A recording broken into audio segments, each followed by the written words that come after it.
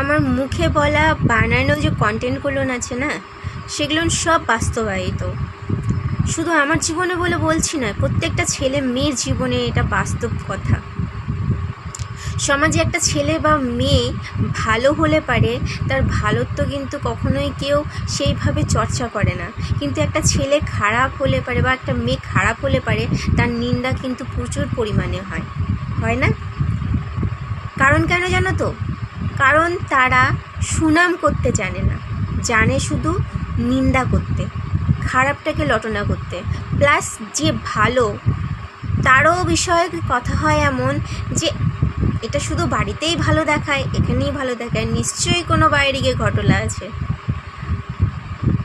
বলার রিজনটা এটাই যে বাস্তব, এটাই হচ্ছে বাস্তব। ভালো কেউ কারো চায় না, ভালো কেউ কারো বোঝে না।